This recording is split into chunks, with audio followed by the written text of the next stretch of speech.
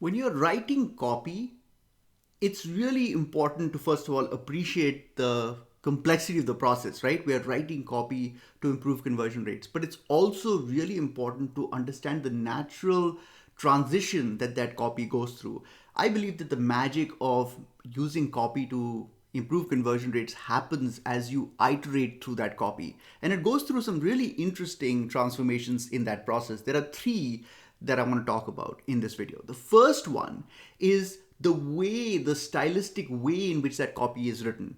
So what I mean by this is that the first draft is written almost like you're a sci-fi author and you're writing this fantastical tale about this voyage through interstellar space. And a lot of the concepts that you're going to use in that copy are made up, and they're kind of almost like they're just not necessarily connected with reality. Why would we do this? We do this because I want to essentially disengage myself from reality so I can write freely, because I want to really think about the psychology of the buyer and not worry too much about the physical limitations of the product itself.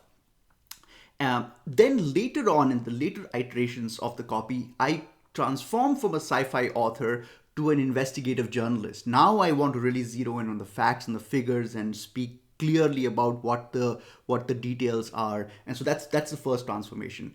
The second transformation that happens is in terms of verbosity of the copy, right? As I'm first kind of expressing the details in excruciating detail in the earlier versions, my copy naturally expands and it's like super wordy, and that's totally fine. Don't freak out about it. This is a very natural process. And then towards the later iterations, it gets shorter and shorter, more and more kind of tight. The third transformation that is happening, which is also a very important transformation, is in terms of stated versus implied. And what I mean by this is that in the first initial versions, you are essentially stating all the details in excruciating detail. But the problem with this is, and this is intentional, of course, because you're trying to work through the details.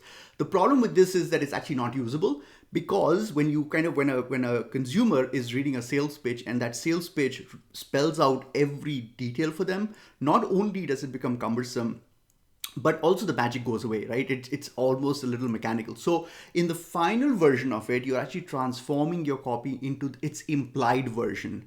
And the implied version it hints at ideas, it gets close to a point, but it doesn't spell it out for the reader. So this also reduces the word count. So those are the three principal transformations that copy goes through from the first cut to the fifth cut.